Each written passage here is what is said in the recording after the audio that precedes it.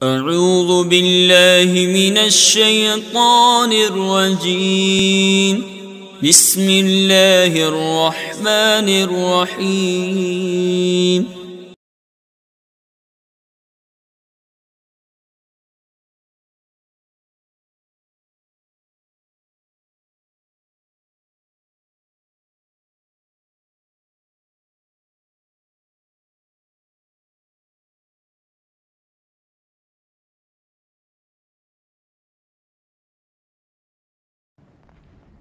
بسم اللہ الرحمن الرحیم۔ میں محمد خوشنود عالم دارالعلوم غریب نواز پریاگراج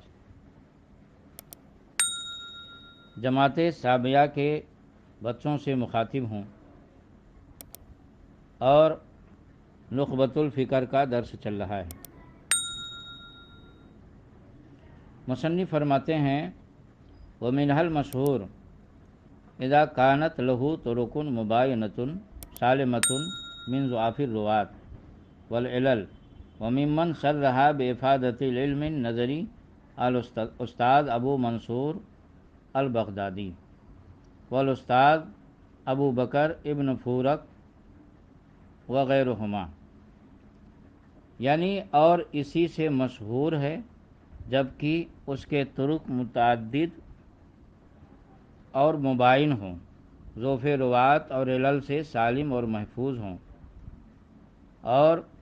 جس نے تصریح کی ہے کہ مشہور علم نظری کا فائدہ دیتی ہے،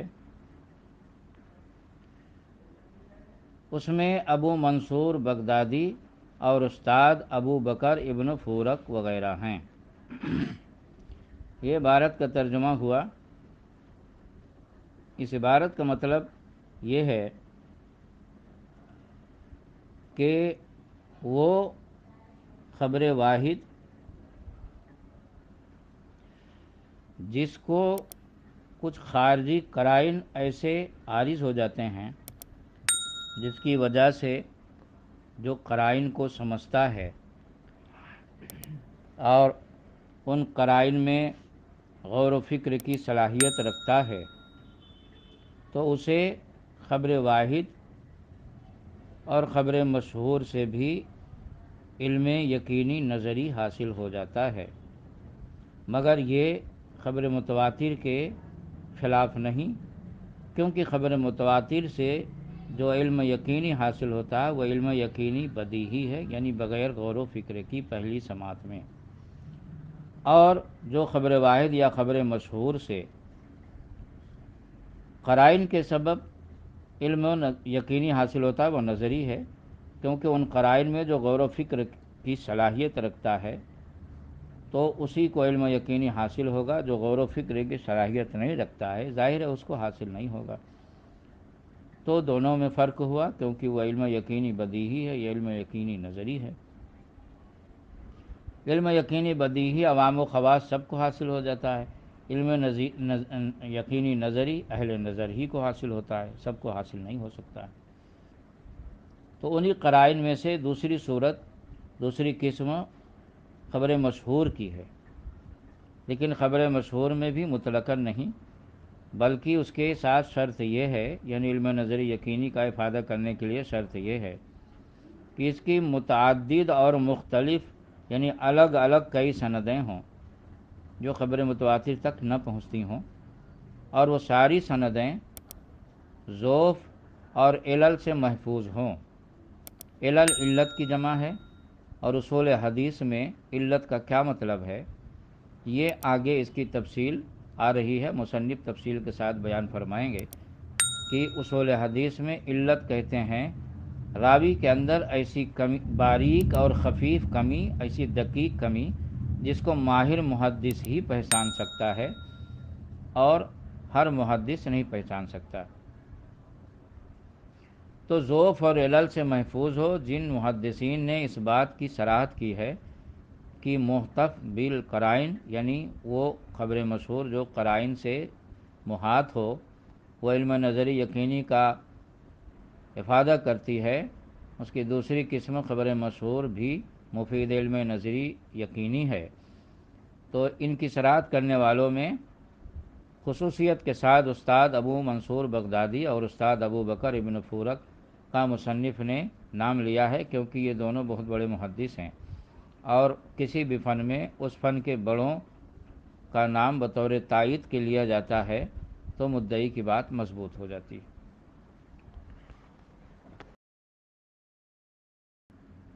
مصنف فرماتے ہیں ومنها المسلسل بالائمة الحفاظ المتقنین حیث لا یکون غریبا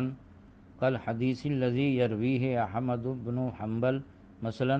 ویشارکہ فیہ غیرہ عن الشافعی ویشارکہ فیہ غیرہ عن مالک ابن انس فإنہ یفید العلم عند سامعہ بالاستدلال من جہت جلالت رواتہ وأن فيهم من الصفات اللائقة الموجبة للقبول ما يقوم مقام العدد الكثير من غيرهم، یعنی اور اس میں سے تیسری قسم مسلسل ہے جو ائمہ حفاظ متقنین سے مروی ہو، اس حیثیت سے کہ وہ حدیث غریب نہ ہو، جیسے وہ حدیث جس کو امام احمد بن حنبل رحمۃ اللہ علیہ روایت کریں اور ان کے علاوہ کوئی اور ان کے ساتھ امام شافعی رحمۃ اللہ علیہ سے روایت کرنے میں شریک ہو، اور اسی حدیث کو امام مالک علیہ رحمہ سے روایت کرنے میں امام شافعی علیہ رحمہ کے علاوہ کوئی اور شریک ہو، تو یہ سامع کو علم نظری یقینی کا فائدہ دے گی استدلال کے ذریعہ اس کے روات کی جلالت شان کی وجہ سے، اور یقیناً ان روات میں ایسے لائق قبول صفات پائے جاتے ہیں جن کی وجہ سے وہ روات اپنے غیر کے بنسبت ایک جمع غفیر کے قائم مقام ہیں۔ یہ عبارت کا ترجمہ ہوا۔ اس عبارت کا مطلب یہ ہے کہ محتب بالقرائن، یعنی وہ خبر واحد جس کو خارجی قرینے ایسے محیط ہوں، اس کو ایسے خارجی قرائن عارض ہوں جس میں غور کرنے کے بعد غور کرنے والے کو علم نظری یقینی حاصل ہو جائے، اس کی تیسری قسم کا یہاں سے بیان ہے، اور وہ تیسری قسم وہ حدیث ہے جس کو حدیث مسلسل کہتے ہیں۔ مقصد یہ ہے کہ یہ حدیث بھی علم نظری کا فائدہ دیتی ہے بشرطے کہ غریب نہ ہو اور اس کے سلسلہ سند میں تمام روات ائمہ حفاظ اور صاحب اتقان ہوں۔ مثلا ایک حدیث کو امام احمد بن حنبل علیہ رحمہ نے بشرکت غیر امام شافعی علیہ رحمہ سے روایت کی، پھر امام شافعی علیہ رحمہ نے بشرکت غیر امام مالک علیہ رحمہ سے روایت کی، تو یقیناً یہ حدیث علم نظری یقینی کا فائدہ دے گی، اس لیے کہ ان روات کے اندر ایسے قابل قبول اوصاف پائے جاتے ہیں جو ایک جمع غفیر کے قائم مقام ہو سکتے ہیں۔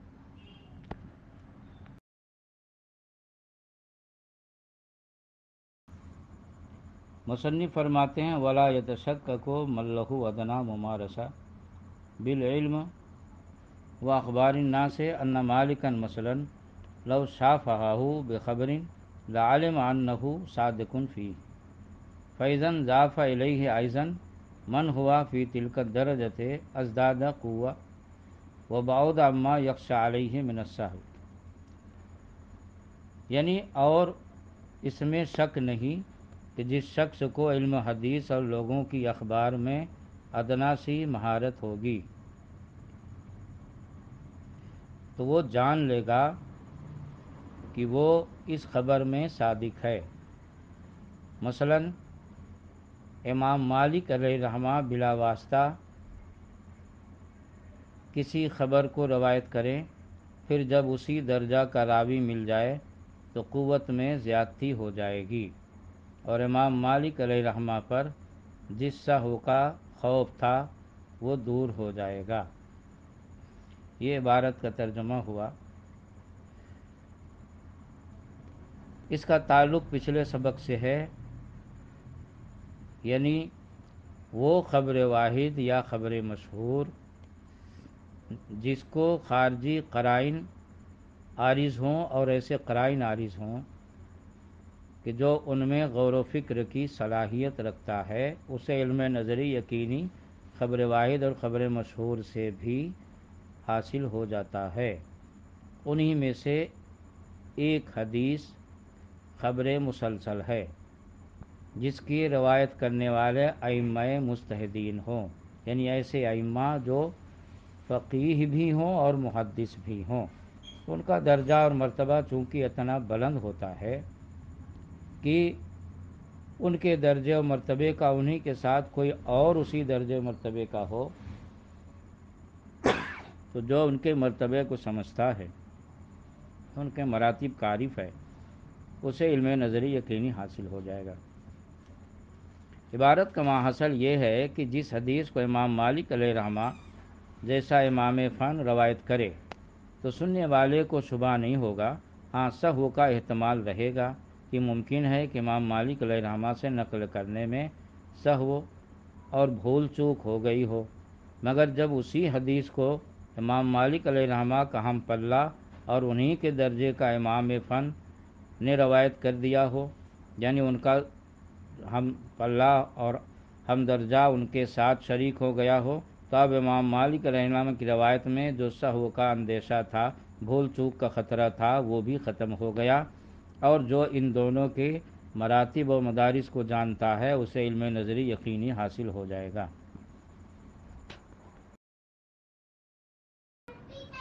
مصنف فرماتے ہیں وَهَذِهِ الْأَنْوَاعُ الَّتِي ذَكَرْنَاهَا لَا يَحْصُلُ الْعِلْمُ بِصِدْقِ الْخَبَرِ مِنْهَا إِلَّا لِلْعَالِمِ بِالْحَدِيثِ الْمُتَبَحِّرِ فِيهِ الْعَارِفِ بِأَحْوَالِ الرُّوَاةِ الْمُطَّلِعِ عَلَى الْعِلَلِ وَكَوْنُ غَيْرِهِ لَا يَحْصُلُ لَهُ الْعِلْمُ بِصِدْقِ ذَلِكَ لِقُصُورِهِ عَنِ الْأَوْصَافِ الْمَذْكُورَةِ لَا يَنْفَعُ حُصُولُ الْعِلْمِ لِلْمُتَبَحِّرِ الْمَذْكُورِ ومحصل الأنواع الثلاثة التي ذكرناها أن الأول يختص بالصحيحين والثاني بما له طرق متعددة والثالث بما رواه الأئمة ويمكن اجتماع الثلاثة في حديث واحد فلا يبعد حينئذ القطع بصدقه والله تعالی عالم۔ یعنی اور یہ قسمیں جن کو میں نے ذکر کیا ہے اس سے خبر کے صدق کا علم حاصل نہیں ہوگا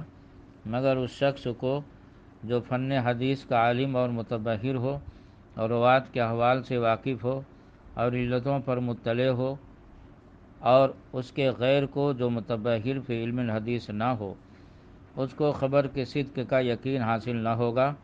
اوصاف مذکورہ کے قصور کے سبب سے۔ اس کے علاوہ کو خبر کی سچائی کا علم حاصل نہ ہونا متبحر مذکور کے لیے حصول علم کی نفی نہیں کرتا، اور انواع ثلاثہ جس کا میں نے ذکر کیا اس کا حاصل یہ ہے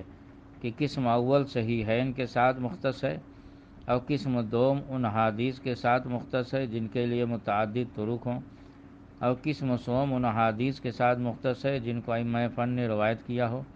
اور یہ بھی ممکن ہے کہ تینوں ایک ہی حدیث میں اکٹھا ہو جائیں، تو اس وقت حدیث کا قطعی صدق ہونا بعید نہیں، واللہ تعالی عالم۔ یہ عبارت کا ترجمہ ہوا۔ اس عبارت کا مطلب یہ ہے کہ انواع ثلاثہ جن کا ذکر ما قبل میں گزرا اس سے ہر آدمی کو علم یقینی کا فائدہ حاصل نہ ہوگا، بلکہ اسے ہوگا جو متبحر ہو، یعنی اصول حدیث میں مہارت تامہ رکھتا ہو، یعنی وہ شخص جو علم حدیث میں ماہر نہیں ہے تو ظاہر ہے کہ اس کو مذکورہ بالا انواع ثلاثہ سے علم یقینی کا فائدہ حاصل نہ ہوگا، مگر اس سے یہ لازم نہیں آتا کہ جو ماہر ہو اسے بھی حاصل نہ ہو، اس لیے کہ غیر ماہر کے اندر اوصاف ہی نہیں پائے جاتے ہیں جن کے ذریعہ وہ علم یقینی حاصل کر سکے۔ محتب بالقرائن کی تینوں قسموں کا خلاصہ بیان فرماتے ہوئے مصنف فرماتے ہیں کہ پہلی قسم یعنی وہ خبر غیر متواتر جس کی تخریج بالاتفاق شیخین نے کی ہو، اور وہ حدیث غیر متواتر جرح و تعارض سے محفوظ بھی ہو، وہ خاص ہے صحیحین کے ساتھ، اور دوسری قسم یعنی وہ خبر مشہور جس کی چند سندیں ہوں، اور تیسری قسم مسلسل بالائمہ خاص ہے ان احادیث کے ساتھ جن کی روایت ائمہ فن نے کی ہو۔ فرماتے ہیں کہ تینوں قسمیں ایک ہی حدیث میں یکجا ہو جائیں یہ بھی ممکن ہے، یعنی ایسا ہو سکتا ہے۔ مثلا کوئی ایسی حدیث ہو جس کی تخریج شیخین نے کی ہو اور وہ نقد و جرح سے محفوظ بھی ہو، اور وہ وہی حدیث مشہور بھی ہو، یعنی چند متباین سندوں سے مروی ہو، جو محفوظ عن ضعف و علل ہو، اور اس کے سلسلہ سند میں تینوں صورتیں پائی جائیں، وہ تب تو وہ حدیث بدرجہ اولا قطعی ہوگی، یعنی اس حدیث کی قطعیت اعلیٰ درجے کی ہوگی۔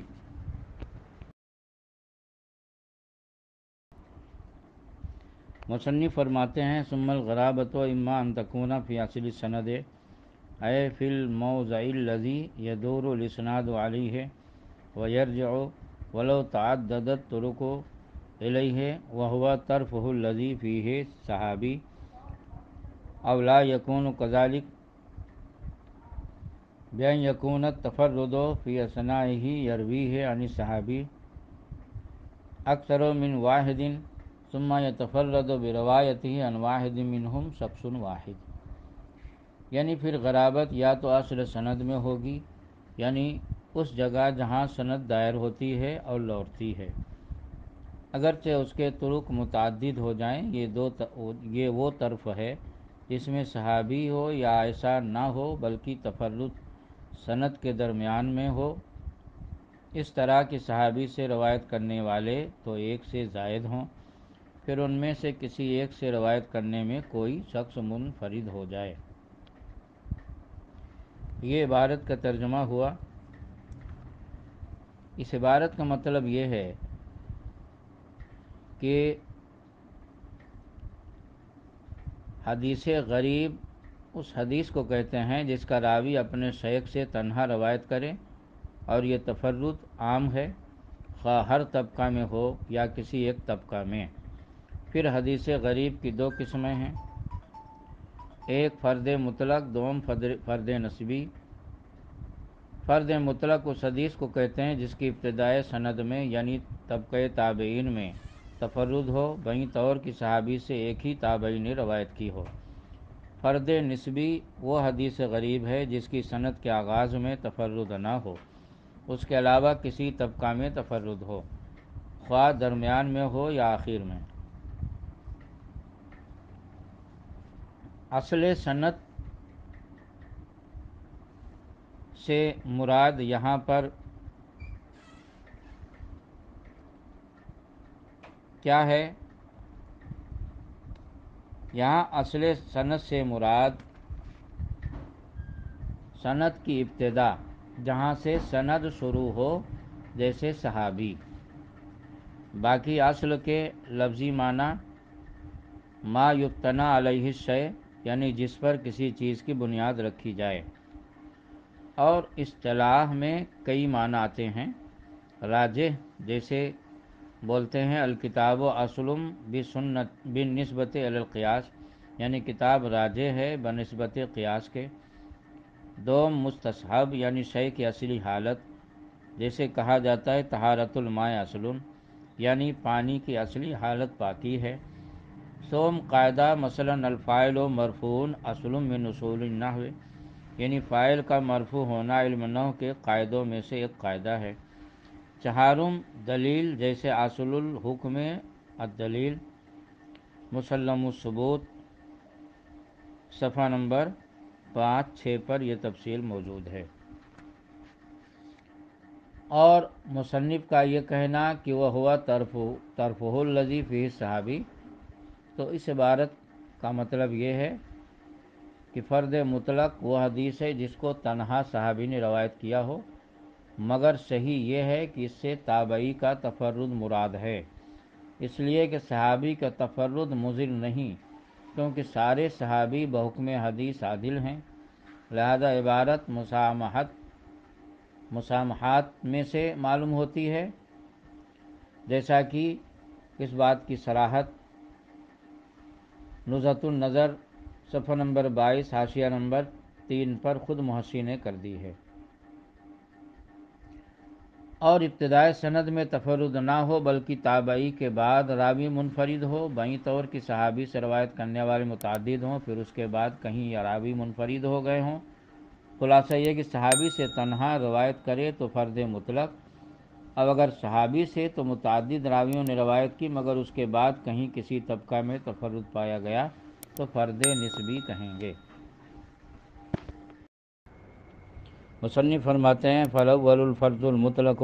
کحدیث النہی عن بیع الولا وعن ہبتہ تفرد به عبداللہ ابن دینار عن ابن عمر رضی اللہ تعالی عنہما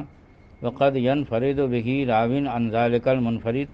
كحديث شعب الإيمان تفرد به أبو صالح عن أبي هريرة وتفرد به عبد الله بن دينار عن أبي صالح وقد يستمر التفرد في جميع رواته أو أكثرهم وفي مسند البزار والمعجم الأوسط للطبراني أمثلة كثيرة لذلك. یعنی پہلی قسم فرد مطلق ہے جیسے وہ حدیث جس میں ولا کی بیع اور ہبہ سے منع کیا گیا ہے. اس حدیث کو حضرت عبداللہ ابن عمر رضی اللہ تعالیٰ عنہ سے حضرت عبداللہ ابن دینار نے تنہا روایت کیا، اور کبھی ایسا ہوتا ہے کہ اس متفرد راوی سے روایت کرنے والا بھی متفرد ہوتا ہے، جیسے شعب الایمان والی حدیث جس کو ابو ہریرہ رضی اللہ تعالیٰ عنہ سے روایت کرنے میں حضرت ابو صالح منفرد ہیں، اور حضرت ابو صالح رضی اللہ تعالیٰ عنہ سے روایت کرنے میں حضرت عبداللہ ابن دینار رضی اللہ تعالیٰ عنہ منفرد ہے. اور کبھی یہ تفرد حدیث کے سارے یا اکثر راویوں میں ہوتا ہے. مسند بزار اور طبرانی کی معجم اوسط میں اس حدیث کی بہت سی مثالیں ہیں. یہ عبارت کا ترجمہ ہوا. اس عبارت کا مطلب یہ ہے کہ فرد مطلق کی مثال بیان کرتے ہوئے مصنف فرماتے ہیں کہ نہیں عن بیع الولا والی حدیث کو صرف حضرت عبداللہ ابن دینار نے حضرت ابن عمر رضی اللہ تعالیٰ عنہ سے روایت کی ہے، اور شعب الایمان والی حدیث کو صرف ابو صالح نے حضرت ابو ہریرہ رضی اللہ عنہ سے، اور صرف حضرت عبداللہ ابن دینار رضی اللہ تعالیٰ عنہ نے حضرت ابو صالح سے روایت کی ہے. اور کبھی ایسا ہوتا ہے کہ فرد مطلق کے سارے یا اکثر راوی متفرد ہوتے ہیں. یہاں پر صرف سند سے بحث ہے، اور مسائل ولا کی بحث یہ فقہ کا وظیفہ ہے. اگر ولا کی تفصیل یعنی فقہی اعتبار سے دیکھنی ہو تو بہار شریعت ولا کا بیان حصہ نمبر 14 صفحہ نمبر 171 اور فتاوی عالمگیری وغیرہ کا مطالعہ کر سکتے ہیں. اور شعب الایمان سے مراد یہ کہ جو شعب الایمان والی حدیث ہے یعنی ایمان کے کچھ اور 70 شاخیں جو صحیح مسلم میں فرمایا، تو یہ بھی فرد مطلق کی مثال ہے. یہاں صرف حدیث کی سند سے متعلق بحث ہے. متن کی تفصیل اگر دیکھنا چاہیں تو مسلم شریف جلد اول باب و بیان عدد شعب الایمان صفحہ نمبر 47 پر دیکھ سکتے ہیں. اور مصنف نے جو فرمایا قد یستمر التفرد، اس کا مطلب ہے کہ فرد مطلق کے لیے یہ ضروری نہیں کہ صرف تابعی متفرد ہو، تابعی کے بعد کے راوی متفرد نہ ہوں، بلکہ یہ ضروری ہے کہ صحابی سے تابعی روایت کرنے میں متفرد یعنی تنہا ہو، اس کے بعد کے راوی متفرد ہوں یا نہ ہوں. پھر کبھی ایسا بھی ہوتا ہے کہ سب کے سب راوی متفرد ہوتے ہیں، کبھی اکثر متفرد ہو جاتے ہیں.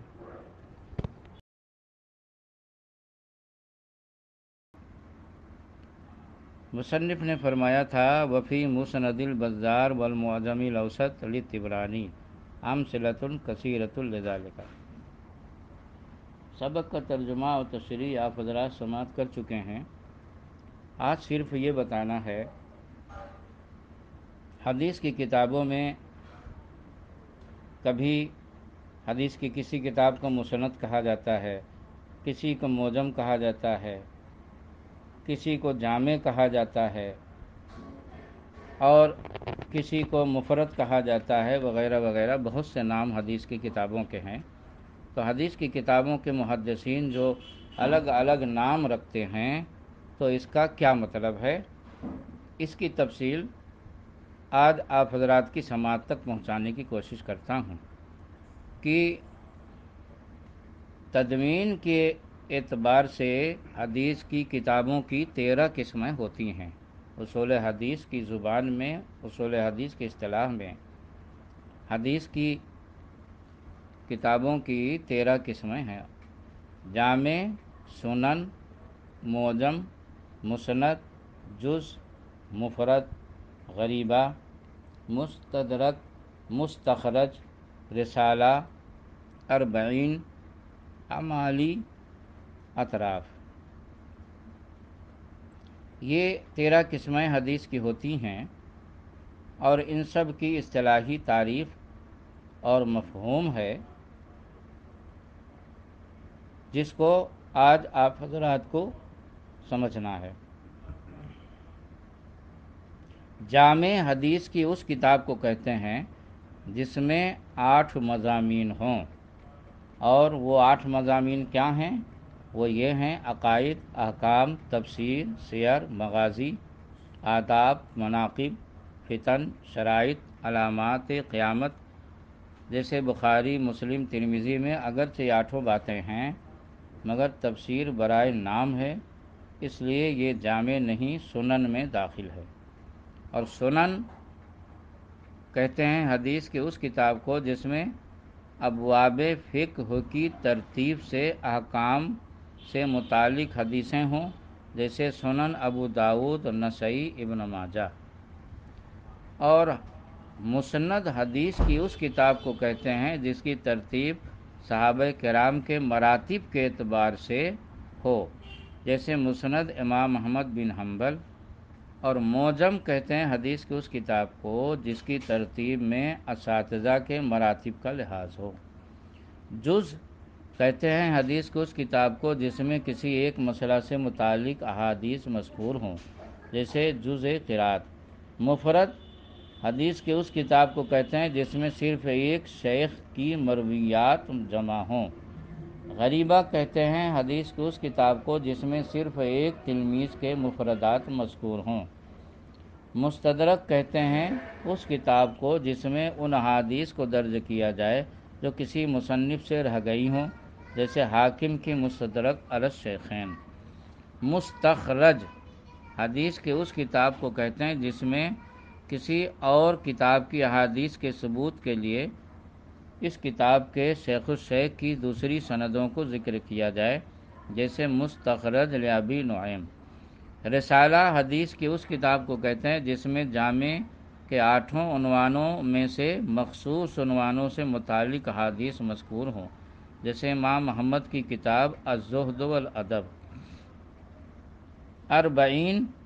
حدیث کی اس کتاب کو کہتے ہیں جس کتاب میں 40 احادیث ہوں، مثلاً اربعین نووی۔ اعمالی حدیث کی اس کتاب کہتے ہیں جس میں کسی شیخ کی لکھائی ہوئی احادیث یا فوائد احادیث ہوں، جیسے اعمالی امام محمد، اعمالی امام ابو یوسف وغیرہ۔ اطراف حدیث کی اس کتاب کو کہتے ہیں جس میں حدیث کا کوئی جز ذکر کیا جائے جو